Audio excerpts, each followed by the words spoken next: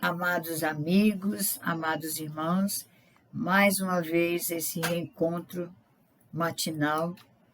Recebam meu bom dia de coração amistoso, para que tudo discorra da melhor maneira possível na vida de vocês.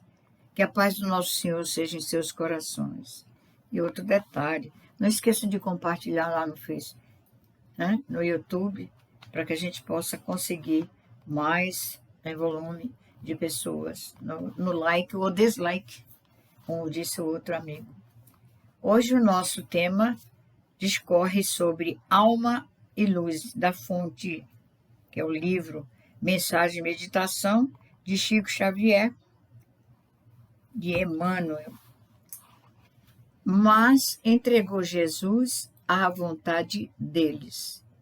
No Evangelho de Lucas, capítulo 23, versículo 25. Mas entregou Jesus à vontade deles. Lucas 23, 25. Queria ser justo e ser bom no processo do Messias Nazareno. Entretanto, fraquejou pela vontade enfermiça, cedendo à zona contrária ao bem. Vamos refletir um pouco sobre a atitude de Pilatos para o nosso cotidiano, refletindo todo esse processo do nosso querer, que já foi falado algumas vezes sobre a vontade. A vontade é do próprio ser com R, espírito, atuando no seu cotidiano, decidindo, escolhendo o que fazer e como proceder. E vamos à exortação do tema. Pilatos hesitava. Seu coração era um pêndulo entre duas forças poderosas. Isso ocorre conosco. Muitas vezes duas opções, e a gente não tem que refletir mesmo para saber que lado nós vamos pender, que lado nós vamos escolher para ver. O correto, o adequado nessas escolhas, em tudo na nossa vida, é lembrar sempre do Mestre Jesus. Ele é um exemplo, a gente não vai conseguir fazer como ele fez, mas ele dá o exemplo de como proceder se é que buscamos o bem. Toda vez que tiver que fazer alguma escolha, o que Jesus faria? Faça essa reflexão na sua mente que ele comparece. Ele está aí em nós aí também, igual a Deus. Está observando o tempo inteiro, a gente que não percebe. Nós estamos nele lá. E aí você tenta escolher o que for melhor. De um lado, era a consciência transmitindo a vontade superior dos planos divinos. De outro, era a imposição da turba ameaçadora, encaminhando-lhe a vontade inferior das esferas mais baixas do mundo. Ou seja, quando ele pergunta quem ele deveria libertar, Jesus ou Barrabás, é aí que ele fica na dúvida. E ele atende dessa maneira vil ao lado negativo, que era o ladrão. Os infortúnios do juiz romano foi entregar o Senhor aos desígnios da multidão mesquinha.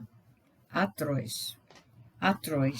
Na qualidade de homem, Pôncio Pilatos era portador de defeitos naturais que nos caracterizam a quase todas nas experiências em que o nobre patrício se encontrava. Mas, como juiz, naquele instante, seu imenso desejo era de acertar. Mas também é sabido que ele temia aquela corte dos poderosos da época. Por isso ele ficou em dúvida, que ficava dependendo dos poderosos ou do povo. Ficou sem opção. Queria ser justo e ser bom no processo do Messias Nazareno. Entretanto, fraquejou pela vontade enfermiça, cedendo à zona contrária ao bem. Eu acredito que até hoje ele chora. Examinando o fenômeno, todavia, não nos move outro desejo senão de analisar nossa própria fragilidade, outra percepção de como devemos sempre no autoconhecimento nos volver para dentro de nós e saber a quantas andas a nossa natureza para o lado bom ou para o lado ruim. Quantas vezes agimos até ontem ao modo de Pilatos nas estradas da vida? Observe esse detalhe. Quantas coisas nós prometemos a nós mesmos e não cumprimos ou quase nada ou só algumas coisas e desistimos de outras que muitas vezes mais importantes do que certas coisas que deveríamos, né? Imaginemos o tribunal de Jerusalém transportado ao nosso foro íntimo, desastroso hoje nessa sociedade atual. Jesus não se punha contra o nosso exame, mas esperando pela nossa decisão. Aí permanece conosco a sua ideia divina e salvadora, ou seja, ele nos alertou: eu não vim destruir a lei, e sim complementá-la. Aos 8 nãos de Moisés, ele colocou os deveres da criatura para com a divindade. Qual aconteceu ao juiz, nosso coração transforma-se em pêndulo entre as exortações da consciência eterna e as requisições dos desejos inferiores, e a gente opta pelo qual? Sempre por aquilo que não deve ser escolhido, que é a parte inferior da situação em si. Eu prefiro me dar o prazer do que fazer aquilo que vai me agoniar o juízo.